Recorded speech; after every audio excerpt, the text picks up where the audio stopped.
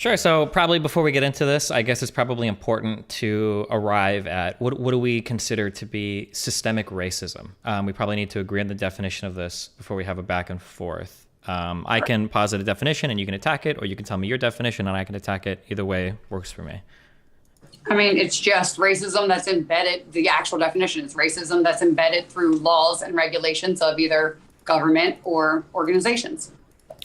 True. So one of the important things about systemic racism, though, is that none of the laws or regulations that are embedded have to be explicitly racist. They might just produce what would be considered racist outcomes. So, for instance, like I said earlier, though, racist outcomes does not indicate racism to begin with. Not necessarily, but it could, right? So, yeah, but the proof would be on you to prove that it does, because, I mean, there's no actual evidence of that. True. I agree. So a systemically racist law might be one that seems to target black people in an unfair way for a reason that doesn't really make sense. The outcome isn't really justified for anything good in society. And I agree that the onus would be probably on me to try to point out, like, what are some areas that I feel are exemplary of, like, systemic racism in ways that, I mean, like, I are can help unjustifiable. you. I'll give you an example. Well, So right now, hey, on the books, right now, like, more white people use cocaine, more black people statistically use crack. And so for every 500 milligrams of cocaine, you get 5 years in prison. For every 1 milligram of crack, you get 5 years in prison. And so those outcomes would have if more people would be in prison for a smaller amount of crack than they would cocaine, right? But what reasons were those laws put on the books? Was it to stop the crack epidemic? Was it to help black people? So it wasn't necessarily a racist in nature sentencing that was put on there. It just happens that was the outcome. that could be the case, but if that is the outcome, we'd probably seek to change that, right? Well, I'm not saying that we don't want to make everybody's lives better. I'm just saying that systemically, and that is the topic of this conversation, that on the books, you'd have to prove, and I think that's what's wrong. That's what society's doing wrong right now, is they're blaming white people, or they're blaming the system rather than treating the solution, which is only exacerbating the issue. So I think carefully, so I'm not here to blame white people. I don't care about that. And I'm here to blame the system. Basically, what we're trying to say is, like, are there things that exist in the system that maybe put undue pressure on one race over another? So in the instance of, like, crack versus powder cocaine, is there a good reason why there is such a disparate charge? Why is there such a disparate rate in charging one versus the other? It seems to be that it massively impacts one race over the other, because black people are more likely to use crack, white people are more likely to have the money to buy powder cocaine. Is there a good reason why the sentencing is so different from one to the other? Yes. Why would you say the reason for that is? Okay, so because of the difference in price and things like that, it was negatively affecting more impoverished communities, specifically in the cities. And so you were having these big, like these larger crime and drug epidemics, and they were focused there. And so they say, okay, this is a problem. They weren't thinking about the difference between cocaine and crack. They were saying, let's make these penalties stronger for crack cocaine possession so that we can stop this madness. Now, to every policy comes a negative externality. And sometimes, like, the road to hell is paved with good intentions. Sometimes you have good intentions on making communities better, and they have negative policy outcomes, which disproportionately affect black communities. That doesn't mean that the policy is indeed racist. Sure. Therefore, not racist. I agree with that. So I want to focus on this last part. I don't know if we're going to keep coming back to this. So a policy doesn't have to necessarily be racist to be systemically racist. But if I look at the state of Black America today, and I look at it from a conservative angle, there are a couple of really easy attacks that I can levy against it. So one, the culture is relatively toxic when we look at what is mainstream or popular for a lot of, like, Black culture. And two, arguably downstream from that, the Black family is in a pretty sad state compared to what we would consider, like, most white families. I think both of us agree that these are, like, pretty bad things, right? Well, yeah, but when people always do that, they compare, like, black and white first. But if you look at, like, median household income, and you look at it for Pakistanis, if you look at it for Indians, right, it is extraordinarily higher than it is for both white and black. Actually, both white and black are in the bottom two, and that is because, like, in the bottom range there, and that's because if you look at all these other groups, these Indian groups, these Chinese groups, all these other ethnicities, their levels of children out of wedlock are much lower than both of ours, than the white community and the Black community. Sure. And so we keep looking at the Black and the white community like that's the only problem, but it's not black and white. Sure. It is. And I understand that. This is a slightly different argument. So when we talk about like Pakistani communities, Indian communities, especially Chinese communities, the primary reason why these communities are going to be doing so much better than black and white communities writ large is going to be because these are immigrants largely. These are, if you have the money to immigrate from China, India, Pakistan, you're already selecting from a pretty elite class of people there in terms of who's going to come over. So for instance, not necessarily true. Well, just real quick, that is absolutely true. It's absolutely true. So for a really good example of this. One sec. I promise we'll come right back to you, Lisa. I appreciate your spirit. Yeah, I'm just saying it's absolutely true. So for instance, if I look at black families in the United States, I can get one median income and one like picture of what a black household looks like. But if I were to look at just Kenyan families or Nigerian families, now I'm getting some of the wealthiest Americans for Nigerians hold more postgraduate degrees than any other group of ethnic group in the entire United States. But that doesn't mean it's a product of what they came over with. It's a product of their culture and their values and what they prioritize, which is education and family units. But if that was the case, then everybody in Nigeria would be ultra well educated. That's not the case, right? The country. But they're coming here to get themselves educated because they want a better life. It doesn't necessarily mean that they have to be wealthier when they get here. And I know because I did immigration casework for like ever. That's okay. That's great. But like, let's just think. Statistically, it's not, you're not correct. Statistically, I promise you I'm correct. Let's just think for one moment. What type of family could either move themselves or their entire family from Africa to the United States? We're people claiming asylum that have nothing. I don't think that the people that come from Nigeria and like attain postdoctorate degrees in the U.S. higher rates than any other ethnic group in the entire United States are all coming via asylum, right? The reason why they're not, but a lot of them are. Okay, hold on. All right, well, keep going. Yeah, we'll debate that later. Okay, hold on. This is just absolutely not true. So for anybody that has, I don't know what kind of immigration case you worked on, but if you're familiar with Chinese people, I live in LA, I've been to San Francisco, I know a lot of Chinese American people here. A lot of these people, their families came over from a lot of these countries because they were pretty wealthy, because they were driven to get an education, because they were driven to have their children like get educated in the United States. You're not selecting for an average citizen, you're selecting from the upper tier. Visas. You're talking about student visas and people that come over here who have money do student visas and then they get I'm not just talking about student visas. Here's a question for you. Who do you think is going to be wealthier on average? The average American family or the average American family that's immigrated to another country? The average American family. I'll tell you what, this is a better question. Well, no. I want an answer to that. I want an answer to that question specifically. I want an answer to that question specifically. There's been Chinese people in America for how long? Right? They're not all immigrants from China, yet they prioritize education and they prioritize the family, and they have been here for decades. And the reason is it's their priorities, not because they were already born into wealth. I'm just curious who you think is going to be more wealthy, like the families that come, like the average American family or the average American family living abroad or that immigrates to another country. Yeah, but that's a completely different story. They're coming here for a better opportunity and they're going over there for jobs and other things. People are not fleeing America for a better life. Who do you think is wealthier, the average Chinese person or the average Chinese person that moves their whole family to the United States of America? Just to eventually circle back to the topic for tonight. Yeah, sorry.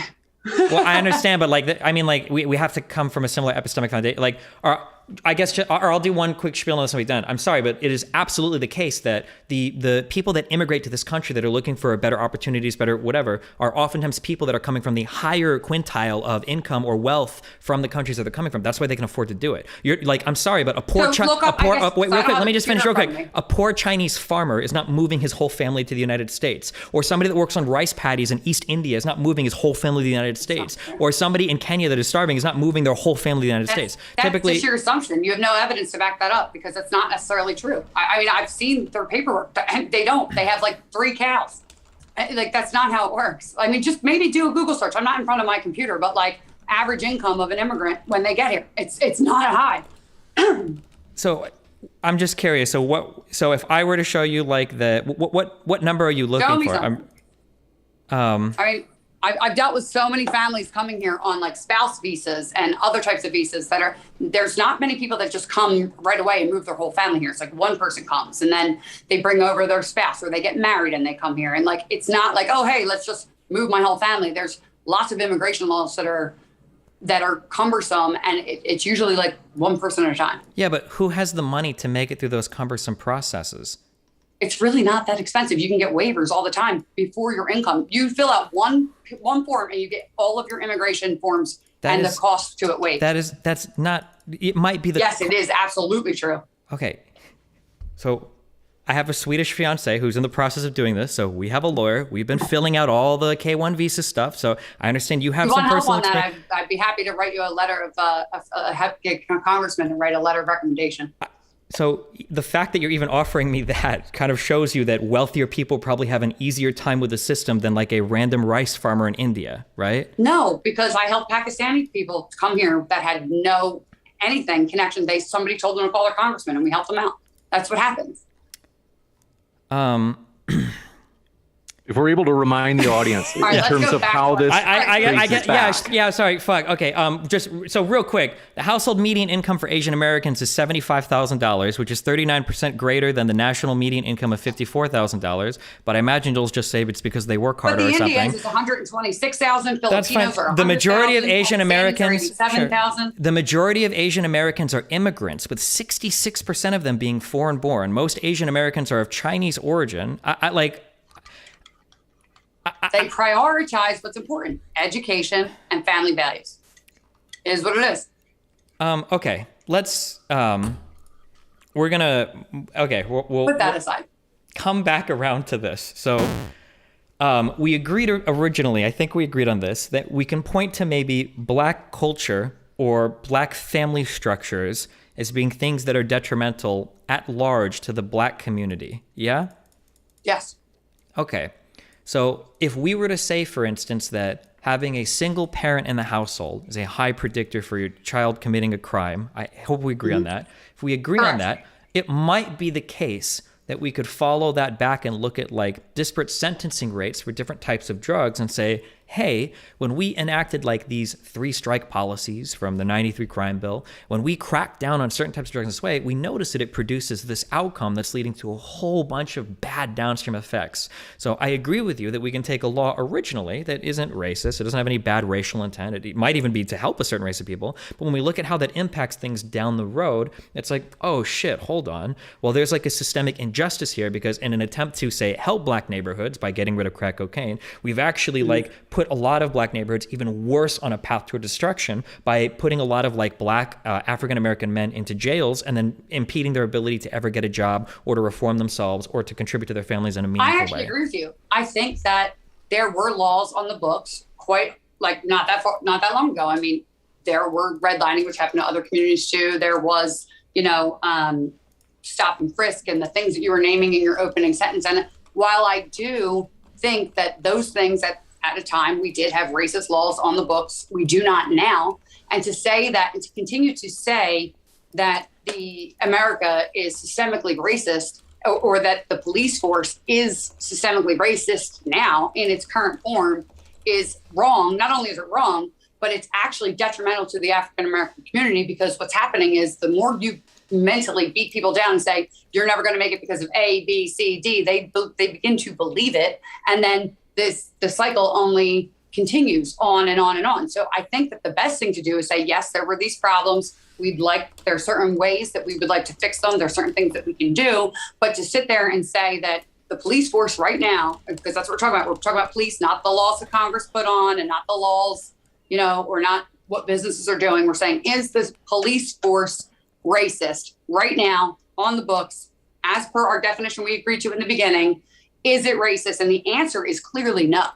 Okay, now, so are there effects from previous systemic racism? Sure. Sure. So is it enough? I don't disagree. No. I don't disagree with you. I'm not here to say America is systemically racist.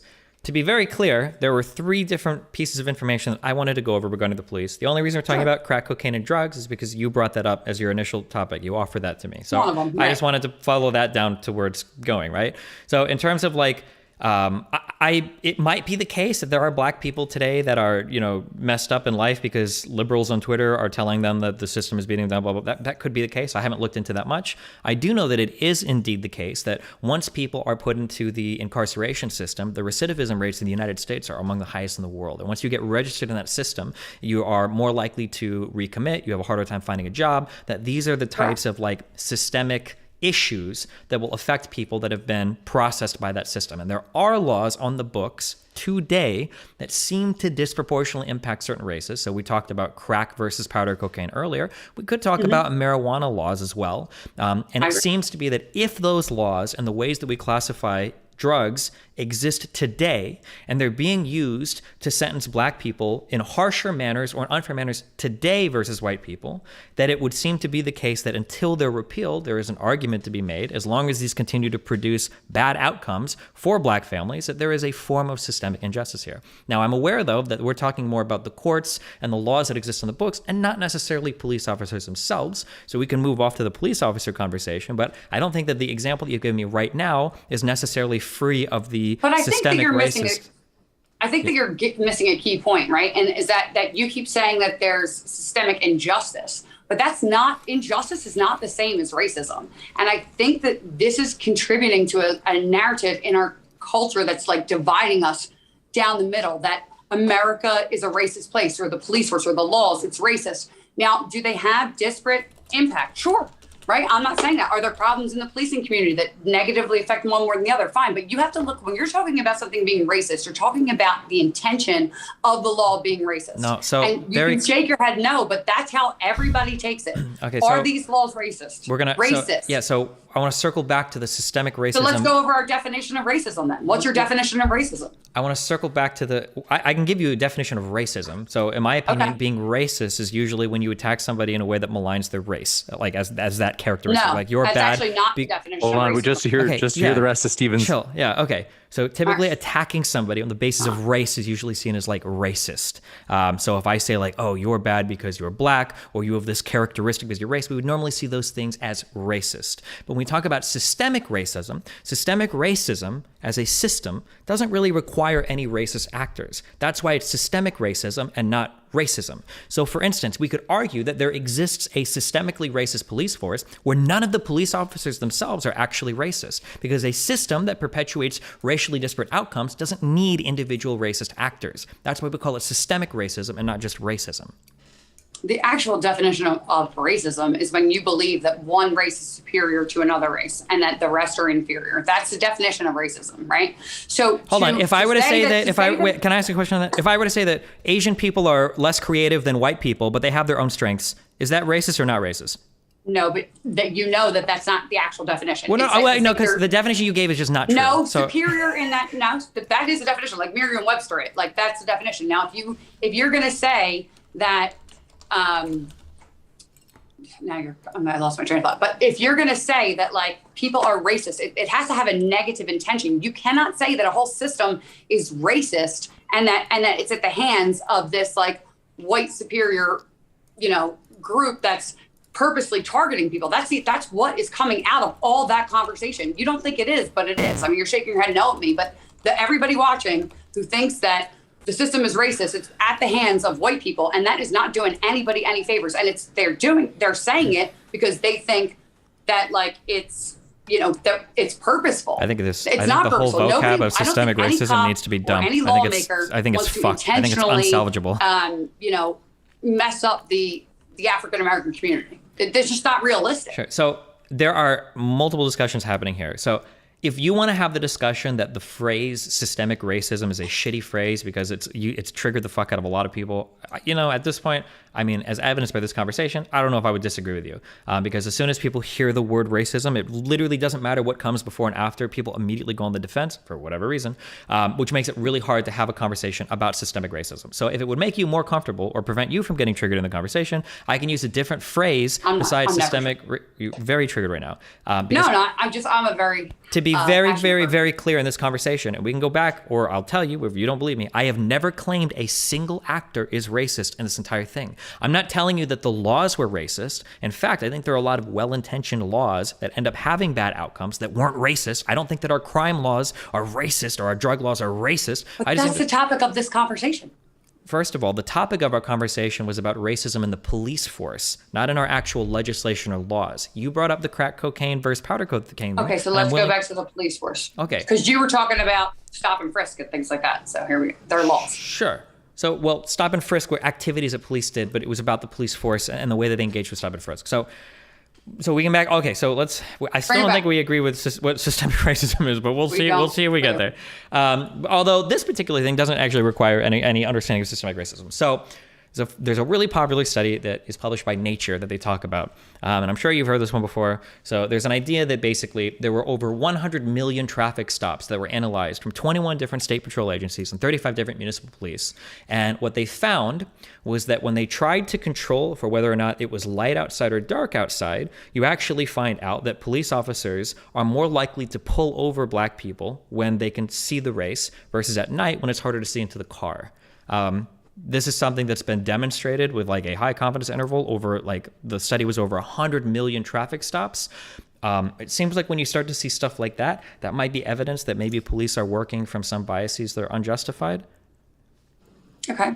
But there's been other studies that have been contradictory to that, like when the DOJ did their investigation of the Philadelphia police force and found 91 recommendations on how they could do better, but that there was no racial bias there at all. For which police force? Philadelphia. I don't know about Department of Phil. Justice. I'm not here to argue It was the about. Department of Justice did a study. I mean, they went in and they went over all crime logs because there was an uptick in violent interactions with police and perpetrators, and so they went and did a study. I mean, so there's plenty of studies that have been done that will like contradict and affirm and deny both sides here. Like that, like you can pick one out, that's fine, but like. You know, I'm trying to pick out like a study that catalogs over 100 million traffic stops. Does, don't they? Well, I mean, no, because I've picked out a study that includes over 100 million traffic stops, and you're citing me something about one investigation into the Philadelphia Police Department. I didn't come here to argue about the Philadelphia Police Department. I came here to talk about like and what whether year or was not that study done? Just out of curiosity, I've heard about it, but I don't remember what year it was done. What year was that done? Because I believe that it was over at least 10 years ago, right? Well, it collects, it was published in 2020, but the data set that it collects is over a wide period of time. I don't know, I don't know like how many years they collected the data through, but the study itself was published in 2020. Yeah, I think the data was collected earlier, if I remember correctly. It might have been, but. I mean, but like the thing is that what the big topics have been is that it have been like, more. The reason that we're even having this conversation is because of BLM and George Floyd and Breonna Hold on. I've got to cut you off if you're going to do this, okay? I don't want to get roped into larger BLM, blah, blah, blah. I'm only here. The only question that I'm curious about, because I have plenty of criticisms for all of those organizations and for all of things like that. But so I'm not here to defend BLM or anything. I'm just asking very simply the question of, is there like systemic racism potentially? Or are there maybe a lot of like cops that think they're well-meaning, but they do things that contribute to bad racist outcomes that we don't want in the police force? That's very specific. But that's what's important. We have to make sure that we that we identify like people that have good intentions that are not racist intentions. There may be some disparate outcomes, but that's not proof of racism. I'm not trying to prove racism. So for the fourth time. But you are, because that's what we're doing. For the fourth time, I don't know how many more times I'm going to say this. For the fourth time. I don't know how many more times you're going to say it because you clearly don't get it. Okay, for the fourth time, I am not trying to say that cops are racist or they're these horrible racist, intentionally bad actors. That's not what I'm looking at. That's not what I care about. Well, I would care if that was the case. I don't generally think that's the case in most of the United States. What we're looking at is the police as an institution. Do they act in ways that we could call systemically racist? Do they contribute to racialized outcomes for no good reason? That's what I'm looking for. I'm not trying to figure out if all police are racist. It's not for no good reason. It's for reasons like I explained, where they're trying to actually Listen, if you look at the people that are being arrested or whatever by cops, they're still committing the crimes. But the problem let's is, talk about like violent crimes. Yeah, so we can talk the about. crimes. Okay, it's not okay. They are, but there are still bad outcomes that are disproportionately impacting Black people over white people or Hispanic people. So the DOJ released. We want to move on from the nature thing, which I don't know if we ever saw that, but the DOJ released a big special report on the police use of non-fatal violence, covered the years from 2002 to 2011. And when you dug into this, even when people were being pulled over for crimes. So like the headline fact is like 4.9% of Blacks experience a use of force during stops compared to 1.8% of whites and 2.5% of Hispanics. But even when you look at things like when suspected of a crime, 11% of Blacks experience violence versus 5% of whites. If you had 3 or more contacts with police officers, so they've pulled you over 3 times and you're in the system, the chance of violence, if you're white, is 5.7%, Hispanic 9.3%, Black 11.7%. Okay, but look at the dates again of your thing. And as you know, so I'm sure you've done your homework, that violent interactions with police officers as a whole for white and Black people have been on the decline. So you just set up to what, 2011, right? Was your date? 10 years ago. Right. Yeah. Okay, but 10 years ago. So that's not today. And they're like legit. If you look at violent interactions with police officers from the last since 2017, it's steadily on the decline. Number one. Number two is for every 10,000 white crimes, committed by white people, 4 white people will die, 4 white perps will die at the hands of cops. For every 10,000 Black people that commit crimes, 3 Black people will get, and that's from FBI statistics, 3 Black people will die at the hands of cops. So the Black people are committing more of the crimes. White people are actually being killed more than Black people. And then you're going to say that the police force is more racist and leads to disparities in policing. I don't know how to contextualize the numbers of for every 10,000 white crimes, 3 white people die. Just look at the FBI statistics. Hold on, So FBI statistics are not a study. If I'm trying to put together information or I'm trying to get an understanding of how something is working, I don't just open the FBI statistics, look up the word Black, find out how many people died, and then copy paste that into an argument.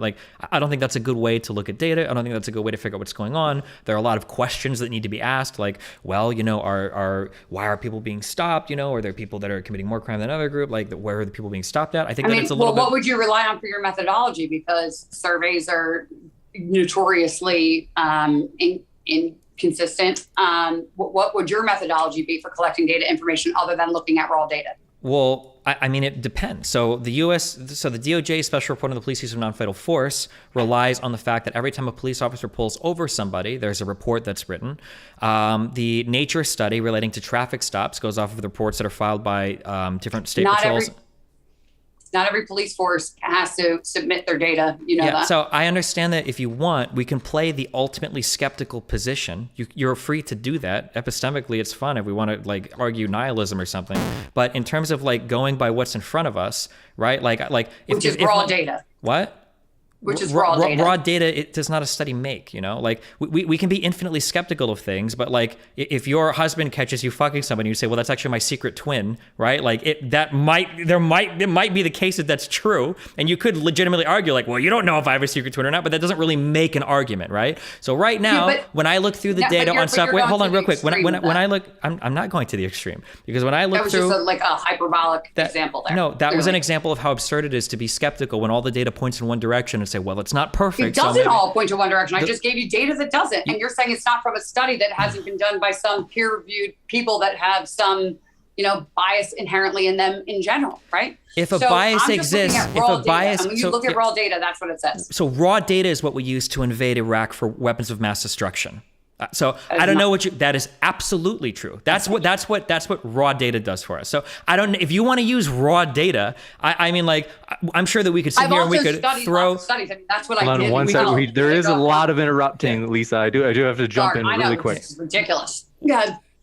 we could do raw data numbers all you want. I mean, we can go dig through, and you can jangle a statistic to say almost anything you want, depending on how you want to look at things. But this is what the point of like a study is that we get somebody to look at the data, we get somebody to contextualize stuff, and I think that that's an important part of what we do. And even for the conservative argument, that's an important part of what we do, right? If somebody presents you a study and they say, look at this, police officers killed 20 times more black people than white people in the city, sometimes it's valuable for a conservative to be able to say, well, hold on, if we contextualize this and we say, well, maybe in this city, black people committed 20 times more crime, so it makes the number not actually that insane. This is why we have studies. It helps us guide the conversation. That's still looking at just raw data. No, that's still, yes, it is. You're looking at raw data. So who was arrested more there? That would just be, in that scenario that you just gave, it would be black people. It's not like we're not surveying people to see, it's through the raw data. You just made my point.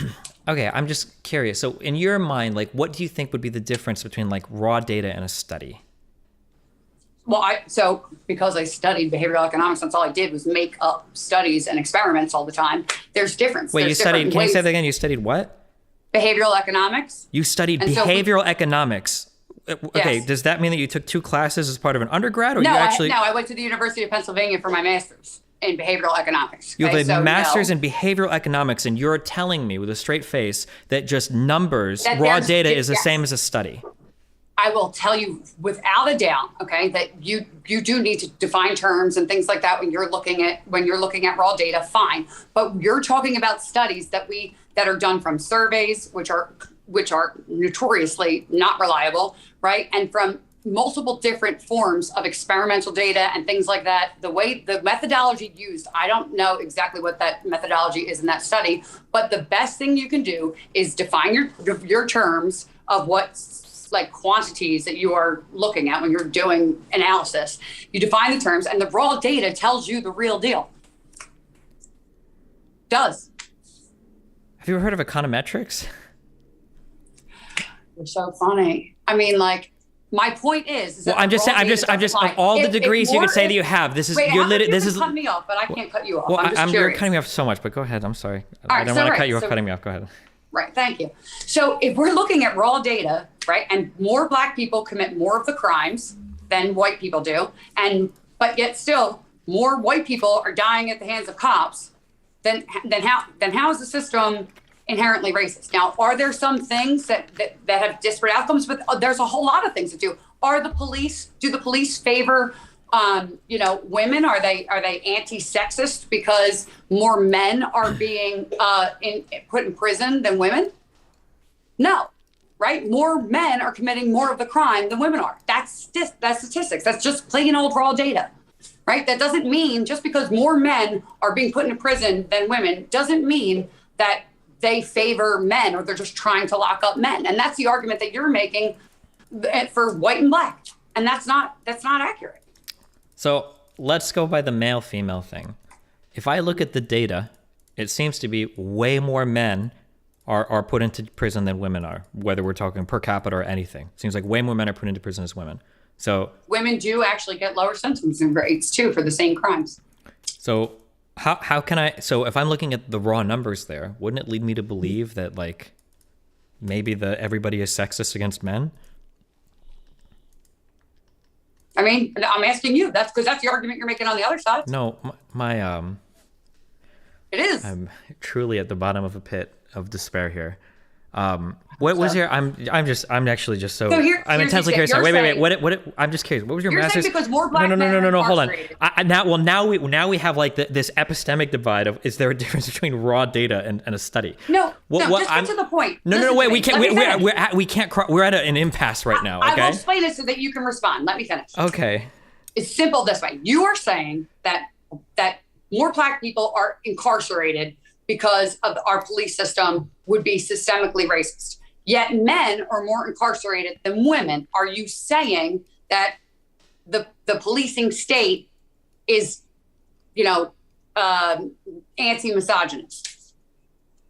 Like, are they But misandrous or that's the whatever? argument you're making. This is a bad example because I would argue that. I do think that men get unfair sentencing compared to women, and there are a whole bunch of issues related to like domestic violence and stuff that aren't taken as seriously on the woman's side versus the man's side. So, I mean, I would argue that, but I feel like from that framing, it seems to be that if we were to ask a question, So let's say I was to ask a question, what's the best way to sell a product, right? Like, if we were looking at like the raw data, we might just say that like, oh, a cheaper product will always sell better. Or like the raw data of like, well, this sold more on this store, so it should sell more on this store. These would be ways of looking at raw data, but we would want somebody that knows like behavioral econ stuff, and it's like, well, hold on, this sold better in this market because of this reason. Or it might be a lower price here, but people actually will buy things over here if it's a higher price because it feels like a catalog. But you're still getting that from data. You're still getting that from data. We are, but it's not. But at that point, when you start to make interpretations of the data, it's no longer raw data. Now it's been like filtered by somebody that knows what they're looking at. It's been filtered by somebody that is now like giving you an interpretation where you're like, okay, listen, I understand that it looks like this thing here. It looks like if we sell this for this price over here, that it'll do really well over here. But actually, we can sell it for way more because the people that live here are way more wealthy.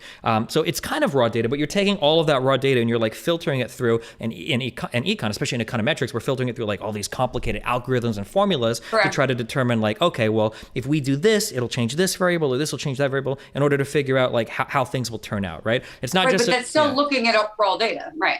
I mean, that's still taking data and interpreting it. Now, there are many factors out of this raw data that will contribute to more Black people being incarcerated. Some of that would be fatherless homes, not fatherless, but not children out of wedlock. Some of it would be, old crime laws. Some of it would be poverty. Some of it would be personal decision making. I mean, we're still quantifying all those things, but when you look at the base, and that's what I'm talking about. I'm taking that data, and when you look at it and you break it down and you say, okay, well, the bare numbers tell you that per every 10,000 crimes, more white people that are committed by white people, or vice versa, committed by Black people, more of those people are dying, white people are dying, and that's just one metric. If you look at all these other things, it's not necessarily do some like old policies or old things from laws and policing. Do they contribute?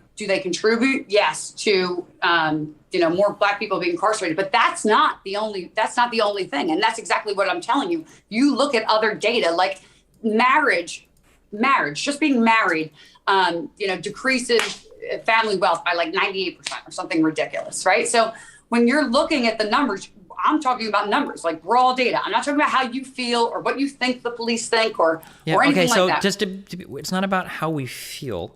It's just about like it's not about how we feel. It's the idea that taking one number might not give us the complete story for what's going on. Correct. So for instance, you don't hear me because you're throwing this 10,000 white crimes versus 10,000 Black crimes. I also threw at you, I don't. out of wedlock marriage rate. So these two things they all contribute. I'm sure they do. But these types of discrete things don't give us a good picture of a particular thing. So for instance, even out of wedlock childbirth, that's probably not as big of a problem as people think it is. That's probably like a bigger proxy for your socioeconomic status. For instance, a lot of children that are born out of wedlock are probably born to like poor mothers whose father is no longer around, right? I'm sure that if you're born to a decently wealthy family and the parents just didn't get married, yeah, it's probably not ideal, but you're not living in the ghetto selling crack cocaine, right? But who's the most impoverished people in our country? It's poor white people that are. As a per capita class, like more people, I don't think there are more white people on welfare than there are on black people on welfare now today. But Black people are like white people are like 3 times the percentage of the population, right? Yep, there's still more of them, and they're not committing as many crimes. Okay, you can't just say lower socioeconomic status is the reason that they're committing these crimes. Yeah, but like we would, if we were gonna meaningfully analyze these numbers, we would look at this as like a per capita, not an absolute number of people, right?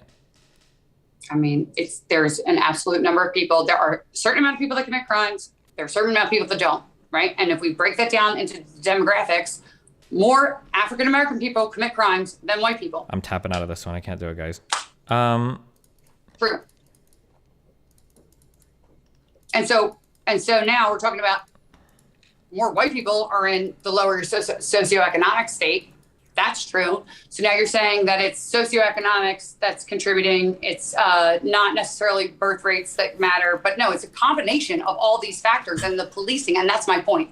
the policing is not, the police system or the laws on the books are not responsible at whole, maybe some in part from generations past, but not currently. There are no systemically racist laws on the books now as it stands. And so, Well, so that's for not the case. fifth time, there's no such thing as a systemically racist law. If there's a racist law, we just call it a racist law. It's okay, fine. That's what I'm saying. But there's nothing that makes our system right now systemically racism, because it means that racism is embedded in the laws and regulations. That's what it means. So when we look at like stop and frisk as a policy for New York, we saw, for instance, that blacks and Hispanics were 3 times more likely to be stopped by police than white people, but there was like a similar rate of recovery of contraband and weapons. So Right. why so many more stops if you're not actually like recovering or getting any successful hits? All right. on Well, these people? let's think about the areas that you're in, right? So Okay, higher crime. I'm going to cut you off real quick. And I know this is mean, but I wanted to tell you that this is my frustration with this debate, is that earlier you were very happy to throw out 2 10,000 numbers at me, and I just threw out one number at you. Now you're very interested in a more qualitative approach. Now you No, really there's no want to statistics. contextualize. No, well, I no, gave you that's the not raw true, because I'm numbers, and now going you back want to to raw talk about data. the neighborhood. So if you want to talk about them, that's fine. I welcome that conversation, but I just want to No, point out what because you've we're done going here. back to raw Okay. numbers again. We're going back to raw numbers again in that more crimes